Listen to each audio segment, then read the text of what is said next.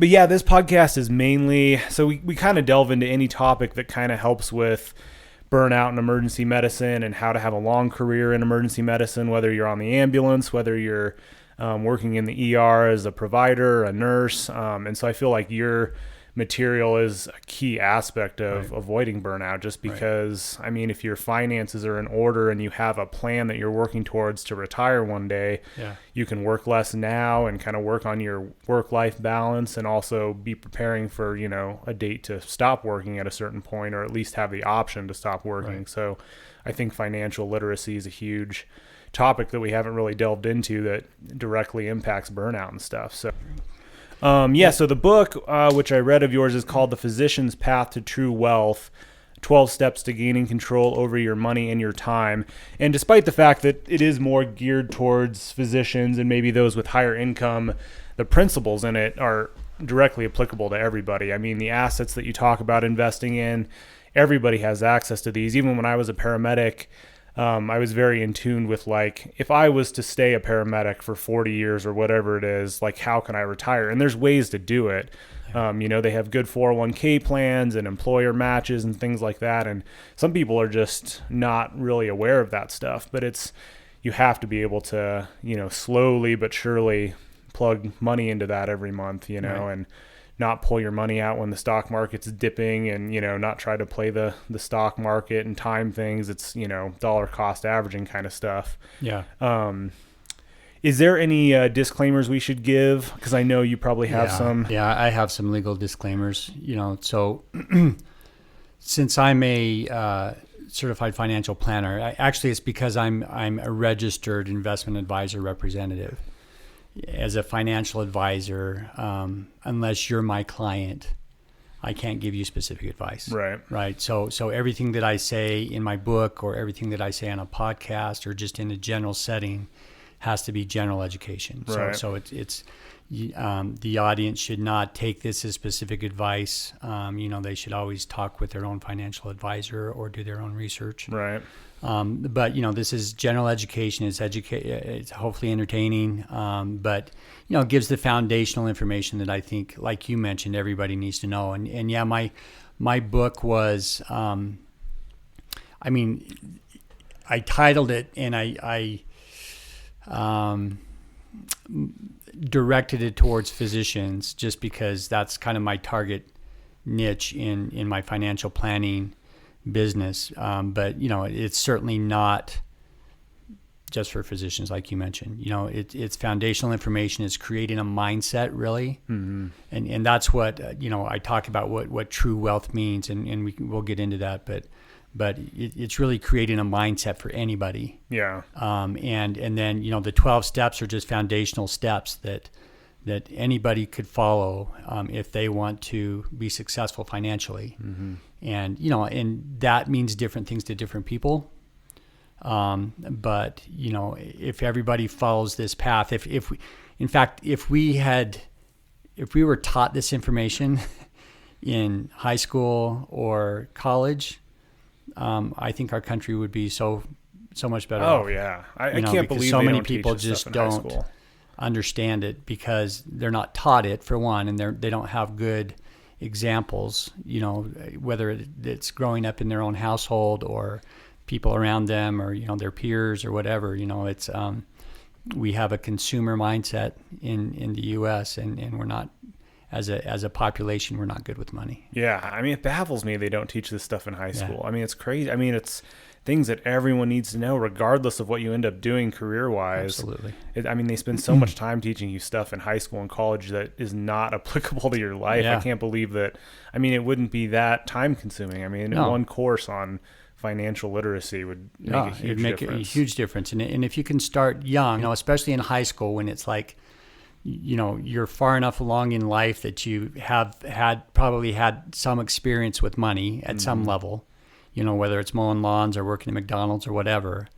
And certainly having experience on wanting to spend money, you know, that's when you can start creating that mindset of, you know, earning more than you spend, and you know, not getting into credit card debt, and, you know, kind of understanding kind of all the important things that if you set yourself up young, and carry that with you throughout your life, you're just going to be so much better off. Yeah. And the earlier you can learn this and apply it, down the road, it pays off just incredible dividends. Yeah, I mean, if you can start in your early 20s, that compound interest curve works some miracles. Yeah. It's crazy. It's incredible. So Bryan, just tell me your background a little bit. Okay. Well, so I'm an MD, emergency medicine. I'm old. I graduated medical school. I went to University of Utah, graduated medical school back in the 1900s. So, I graduated in 1995 and then did an emergency medicine residency. And then started working in emergency medicine. My journey is a little bit different than most ER doctors even, because about halfway through, I took another side road. I have two boys. One was adopted, but my second son was diagnosed with autism when he was 2, and that was shortly after I had started my career as an attending physician in the ER. And one thing led to another, and I started learning more about autism and started helping other families on the medical side of things. And so I did started with a nonprofit clinic there, and then ended up working full time in autism for about 5 years or so, right, plus a part time for a few years before that. So I was actually out of emergency medicine for the middle part of my career, and then came back into it. So now I'm 30 years in total, from medical school, and I don't know. I must have career ADD or something like that, because every 7 or 8 years I have an itch to do something else. Yeah. But I started feeling that, I think COVID was hitting, and I was getting burned out in emergency medicine, and, just feeling stagnant, and for me, I think a lot of burnout is being stagnant in your career. If you've been doing it, it's fun and exciting. Emergency medicine is fun and exciting at first, where you're learning new stuff, you're saving lives, you're experiencing new things every shift, or there's still a variety. Even ER over time gets routine and kind of boring, and if you're not doing something to keep yourself engaged, doing new things and learning new things, I think it's that stagnation, at least in my mind, that leads to one of the causes of burnout. And I guess I was kind of feeling that, and COVID was happening, and I was getting older. Night shifts were getting harder. Just feeling like, I don't know how much longer I can do this. And so at that point, I financially at that point, I had options. I had done well enough in decisions earlier in my career and throughout my career that I had options, that I didn't have to pull a certain number of shifts to succeed financially, or to kind of be sure that I had enough. And so at that point, I just decided, okay, well, where from here? And I thought about all kinds of different things. One was just go super part-time, just keep working in the ER, and then just spend the rest of my time, doing whatever, hiking, golfing, whatever. I don't even golf. Yeah. But pick it up. Right. And, but I knew myself enough that I wouldn't be fulfilled with that. I love learning. I love doing new things. And so at that point I said, okay, well, the other alternative would be do something different in medicine, whatever, telemedicine, or do a non-clinical job, or try and find a teaching job or something like that. But I thought, what would it be like to just do something completely different? Just like go, away from medicine and just do something entirely different. And as I thought about, if I wasn't a doctor, what would I have done? For me, it was, well, what gets me out of bed in the morning? What am I excited about if I don't have to go into work? And a lot of it was just looking and thinking about investments, and looking at, kind of new ways to learn about finance and stuff like that. So I figured, well, I think I want to dive in deeper on this, whether or not I end up doing anything in a career setting. So I decided to go get a master's degree in finance, and so that was kind of my first step into the career field. I just wanted to really understand it, kind of get into the weeds and feel like I knew what I was doing. And when I first got that or started that degree, I didn't really have a clear path about what I wanted to do with it. But as I progressed in that, and kind of looked at what some of the industry was, and I was drawn towards financial planning for a couple of reasons. And one is it felt familiar. I mean, speaking with people about finances and just teaching them and breaking down complex information into good bite-sized chunks and to kind of help people along felt very familiar to what I've been doing my entire career as a physician, right? So it's just a different topic, Yeah. And so, so that drew me. Plus, I figured, my background in medicine would help me to connect with a target audience of physicians or healthcare providers, and so partway through my through the master's, I decided that financial planning was what I wanted to do, and then concurrently, I started the Certified Financial Planner educational program. And, ended up, that takes several years to get, but, I finished all those requirements earlier this year. And so, yeah, I think that's really cool, because I think having a financial planner that knows kind of what we go through with shift work, whether it's on the ambulance or in the ED, like knowing kind of what we go through and like how hard it is to earn our income and the stress that we deal with. I think that it lends a lot of credibility, I think, to the advice that you give and things like that. Yeah, it certainly makes it easier to connect with people in the healthcare field. I mean, you have a lot of financial planners out there that focus on doctors, but they don't get doctors. They don't necessarily get how. And when I say doctors, I don't mean just MDs. I'm talking about anybody in the healthcare field has a similar mindset, I think, and similar life, kind of stresses and stuff like that. And so, if you haven't lived it, you don't get it, right? And so it's easy, I think, for financial people focused on doctors to just look at the money, and just think that, okay, well, doctors have lots of money, so I want to target that niche. And so for me, that's not what it was. It's I understand these people, and they're my peeps. Right. So.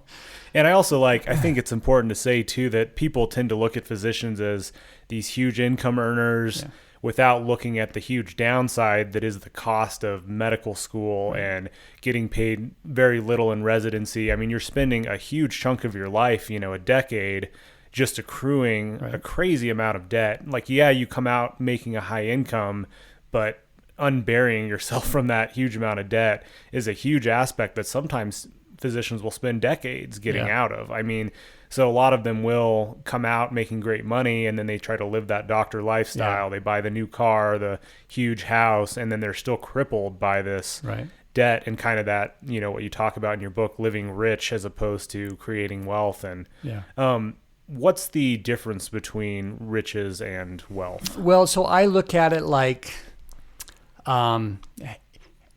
what you choose to do with your discretionary income, right? So when I talk about discretionary income versus non-discretionary income, so discretionary income means you have discretion over how you choose that money. You get to choose. So at some point, up to a certain level, we all have bills that we have to pay, right? We have to eat. We have to have some place to live. We have to have some place to get to work. We have to pay gas. We have to pay utilities. So all of that is you have to pay it just to live. And so up to a certain level, and people have looked at this and, tried to figure out what that level is. For the most studies that have been done on it that I've seen, and some of them are a few years old, and so it may not be the same numbers, but usually it's kind of the $60,000 to $80,000 a year. In that range, most people can get all their stuff that they need to live on, and in a reasonable standard of living, right? So not in poverty level by any means, Right. not living large, but surviving. And often that depends on where you live. It depends on how many kids you have, all that kind of stuff. If you're single, that's a lot more money than if you're married with a couple of kids. Yeah. But, at some point, that changes from being non-discretionary to discretionary, which means you get to make choices. And what you do with those choices defines if you're trying to be rich or if you're trying to be wealthy, in my mind. And so richness is what you spend, right? So it's the car you buy, it's the house you live in, it's the vacations you go on, it's the things that everybody can see externally that you're spending your money on. Mm-hmm. Being wealthy is what you could spend, but you don't. You save it, you invest it. It's stuff. It's in your bank account, it's in your investment account. Nobody else sees it. You don't talk about it. Yeah. The difference is if you're living rich but not creating wealth, you're always tied to your income, right? You have to support your lifestyle by working. Mm-hmm. And, and if the more rich you live, the more income you have to create to support it. If you're trying to create wealth, ultimately the goal is for your income requirement to go away. Right. So assets, you're creating assets will eventually provide you the income that you need, whether or not you work. Mm-hmm. And so it's really buying back your time. Yeah. Right. Because ultimately, if you're living rich and you don't have any assets, you're tied to your job. Yeah. You've got the golden handcuffs. Yeah. And the more stuff you spend, the more income you got to bring in. Yeah. And that happens a lot to physicians. Mm-hmm. It happens a lot to everybody, but physicians in particular, because I think of the delayed gratification that we all have going through school and seeing our buddies from high school who just didn't even go to college and became plumbers or whatever and have boats and nice trucks and houses and all this kind of stuff, and here we are kind of still struggling to get through with and coming out with hundreds of thousands in debt. Once you get that big paycheck, you're like, all right, now's my time, I'm spending it. And so, doctors, there's a big temptation to just spend what you have. And the problem is that it's called lifestyle creep, right? So non-discretionary income actually doesn't change. Right. But as you get more and more discretionary income, you think it does. Mm-hmm. It feels like it does. Because what you once thought were wants become needs. Yeah. And so you just keep adding on things that you need and you need and you need and you think you do, and making these choices. Oh no, I got to have a nicer car because I'm a doctor and my doctor buddies had that or whatever. But the reality is those are choices. And if you choose not to invest and not to save, you'll never become wealthy, and you'll always be dependent on your job. Yeah, and it's in America, it's so easy to look wealthy on your Instagram and Facebook page as you just spend all that discretionary income, because that's what you see. It's just not sexy to be like, oh, I was able to max out my 401k or my Roth IRA this year. Yeah, as opposed nobody to, talks about that. No, because it's but that's what you need long term in order to work less, and but nobody wants to talk about it because it's just not as cool as showing the new car. Yeah, or people. Facebook almost is always filled with vacation pictures, right? European vacation pictures, or wherever, you're on a beach or something like that. But yeah, you're right. There's that societal pressure to present yourself as being successful, and part of that is what everybody can see. Yeah. But the reality is that's not what's going to give you freedom. Mm-hmm. And when I talk about true wealth in my book, it's really about freedom. You're financially free when you have true wealth. You can make decisions with your time. Mm-hmm. So you can, if you like working, awesome, keep working. But you get to choose to work. Right. Or if you want to retire. or or if you want to work part-time, great. And because now you don't have that financial pressure. You can go create hobbies and explore that. And there's just so many things that you can do if you don't have the financial pressure. And so honestly, I think that being financially independent, and you hinted at this before, prevents burnout because you don't have to be there. Yeah. And in your mind, it's different if you get to choose to go to work. Yeah. As opposed to if you have to go to work. Right. That makes a huge difference in how you approach patients and how you approach your colleagues and your coworkers and all that. And you're happier if you don't have to feel like you're forced to go pull a shift. Yeah, 100%.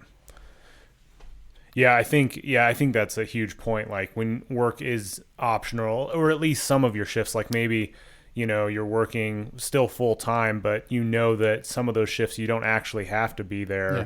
It does allow you to actually be a better provider when you're not just there to pay the bills and you're thinking about that payment you've got to make and how many shifts you need to work to make that payment, when you're living above your lifestyle and you're not, creating some excess to invest. For sure. What are you talk in your book kind of about important attributes that you need to have in order to be successful financially? What are some of those key attributes, would you say? I think the couple that stand out to me are being patient. Your assets don't grow overnight. Mm-hmm. The power of compounding interest is real, and it's an exponential curve, which means it's pretty flat for a long time before it really starts going up. Mm-hmm. And so you have to be consistent and invest and just putting money in and just letting it grow for decades before it really starts paying off. But when it starts paying off, it pays off big, mm-hmm. And because that growth is now exponential.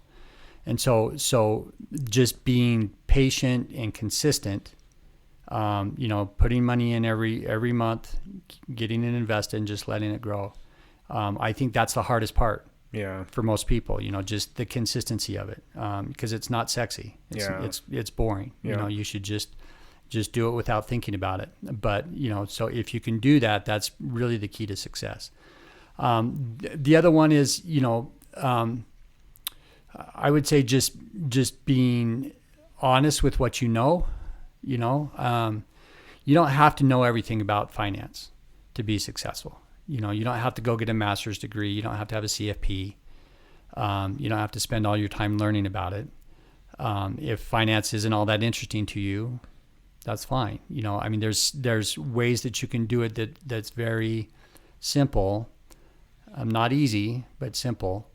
And or there's plenty of resources out there that of people that can help you do it. But do something. I think that's what kind of frustrates me. I think with a lot of physicians is that they don't spend enough time or effort to do something. Yeah. They just don't think about it. They just kind of wing it and assume that it'll just work out. Yeah. But if you can be purposeful and either get help with a financial advisor that you trust to help you along the way, or put the effort in to learn it yourself. Mm-hmm.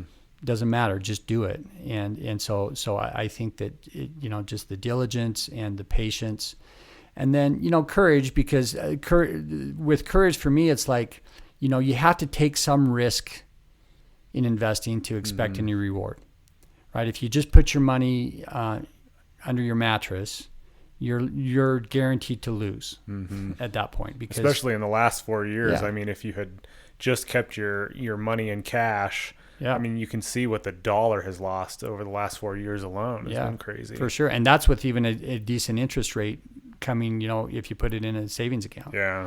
But so the yield on cash investments almost always is below inflation. Mm-hmm. Right. So if all your money's in cash, you're guaranteed to lose purchasing power.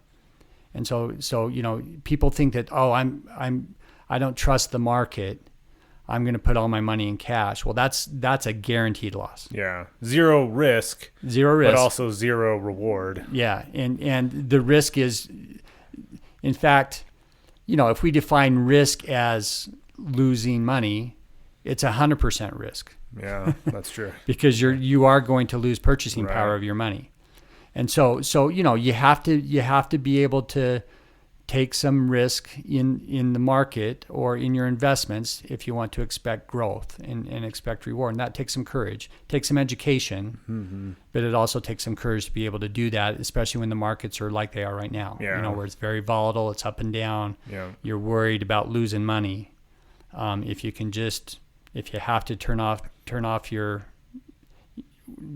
computer so you can't see it, do that, because if you just leave it alone and give it time, it's almost guaranteed that it's going to work out in your favor. Well, and I can't remember if I read it in your book or somewhere else, but I mean, if you look at it decades at a time, the market's always been up every decade. If you're looking at a shorter time horizon than a decade, you're probably investing wrong, but you need to look at it like a decade at a time. It's always going to go up, Yeah. There's, over the, since 1900 at least, there's been 2 decades that if you invested at one moment, 10 years later, you would have lost money, just 2 times. And that's of all the, and not just like looking at 20s, that's thousands of 10-year periods of times that they looked at. So only 2 of them lost money. And one was the Great Depression, at the height of the 1920s and the depth of the Great Depression, you would have lost. The other one was at the height of the dot-com bubble in the late 90s to the bottom of the recession, the Great Recession. Every other 10-year time period, stocks have so they're even not even just like 1910 to 1920. It's like every decade possible. They're looking at peaks, peaks, peaks to valleys, and so that's a pretty good track record. And because we've been through a lot as a country over the last 100 years. Multiple world wars, Great Depressions, recessions, all kinds of stuff. And so that's a pretty good track record. Now that being said, about every 3rd year, the market loses money. And so, if you are on a shorter time horizon and it's all invested in stocks, there's a reasonable chance that you could lose money in a short period of time. And so, so when I think of how to allocate or to plan your investments, you really want to look at it on when you're going to need the money. If it's your retirement money and it's 10 years out, you should have that very aggressively allocated towards stocks. Yeah. If it's shorter time frame, if it's super short time frame, you probably want it in cash, because then you won't lose the money, and it's not going to, your purchasing power is not going to erode significantly in a short time frame. But and then mixed investments in kind of more of those intermediate time frames. And so really that's where planning can help. Like, okay, I've got this bucket of money, or I have these goals ahead of me. How am I going to plan for those goals ahead of time? And where am I going to set aside money, to achieve those goals? And do I invest that? Do I have that in cash? Do I have that in stocks? What do I want to do with it? Right.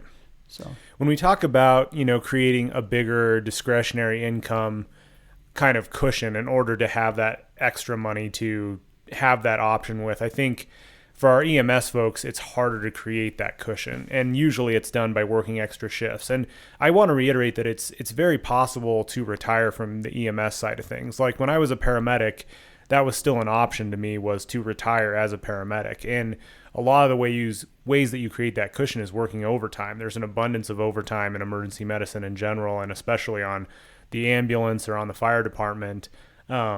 And that's kind of how they create that cushion. And we talk about burnout too, like avoiding always working those extra shifts. But I think there's seasons of life where you need to create that cushion. And I was able to do it as a paramedic. I think sometimes I worry my audience is like, well, you're a PA, you're talking with physicians, like it's easy for you guys to create that cushion. And that's true to a degree.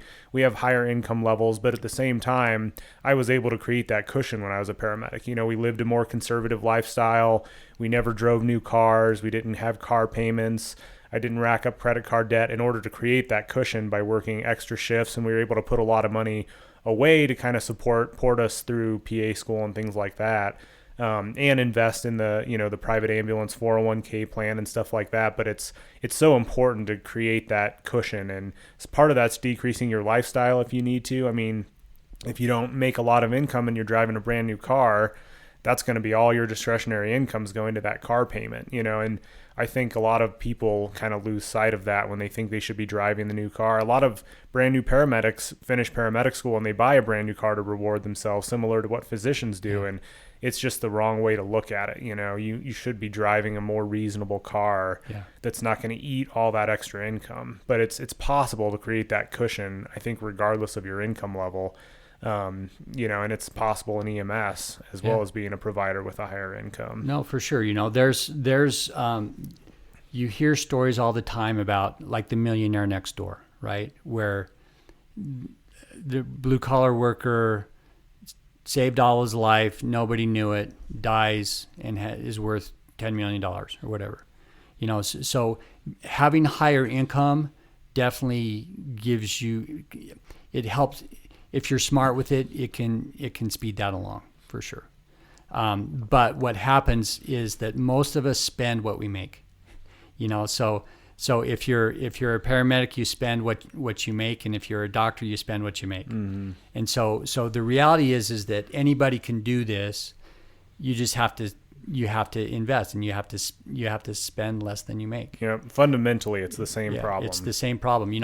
I can tell you how many paramedics I know that drive nicer cars than I do. Right.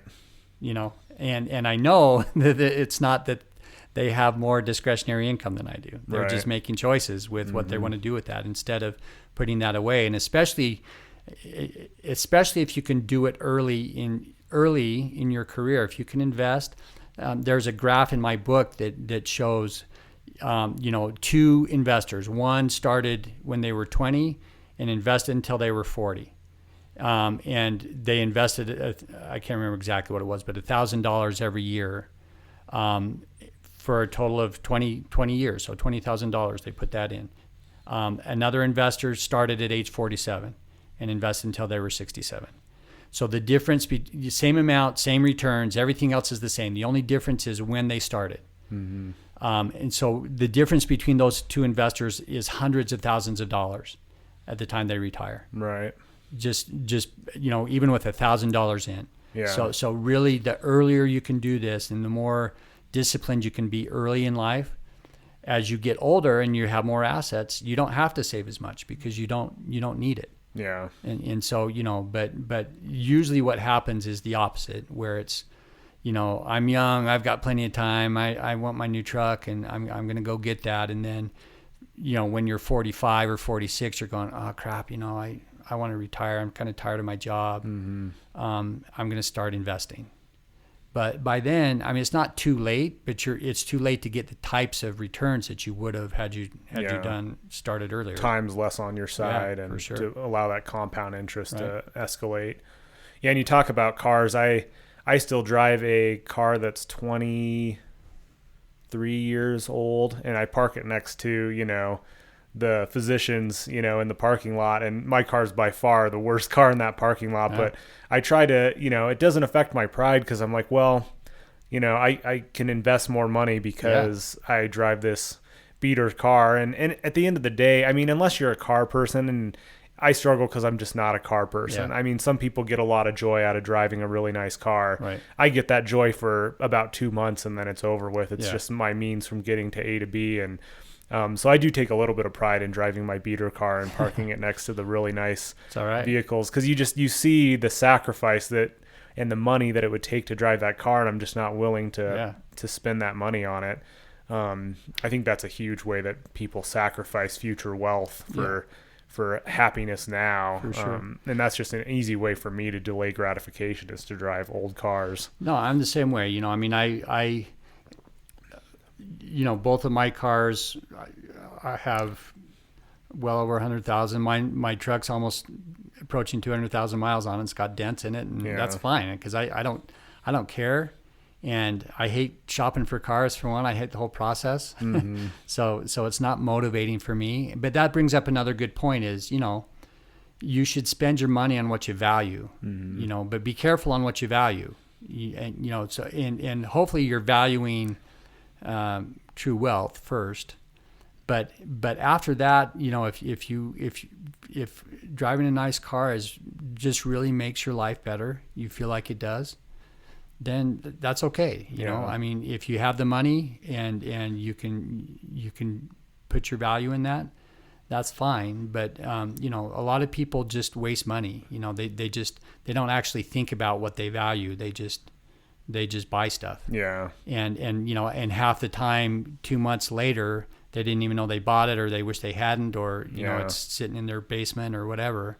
That's just a waste of money. Yeah. And so part of being smart with your money is sitting down and saying, okay, what do I value in life, and what's going to make my life better, and what's not. Yeah. And if it's not going to make your life better, don't spend money on it. Mm-hmm. Put that money away. Yeah. Are you driving the car because it actually brings you joy and you value it, or is it so that other people that are complete strangers driving around you on the road can see you in a nice car? Yeah. Who are you trying to impress? Yeah. Who are you trying to impress? Yeah. And because ultimately that other, if you're on that other side, you're just trying to impress other people. That's not going to get you very far. That's not going to improve your happiness, really. Right. It might make you feel better about yourself at the time, but it's not going to make you happier. Yeah. Yeah, I know a lot of very burned out. I mean, in my own mind, what I picture when I park my beater car next to these nice cars is how burned out all these people are that have these nice cars. And that's, something I probably make up in my mind, but there's probably a little bit of truth to it too, are they at work now because they have to be at work, or are they here, just to make this car payment? Somebody's got to pay that car payment. Yeah, exactly. And if they stop working, the car is going to go away because they don't own it outright a lot of times, or, and maybe that's not true in every circumstance, but, I think as a general rule, that's probably true to a degree. Yeah, I think for the most part, that's true. I mean, again, if you're smart with your money and you create assets or you save, then you can buy nice stuff. Mm-hmm. Just don't go into debt to get nice stuff, because you end up paying more for it than you need. You probably value it less than if you've saved up for it and taken the time to say, okay, I really want this enough to save money for it and pay for it in cash. Yeah.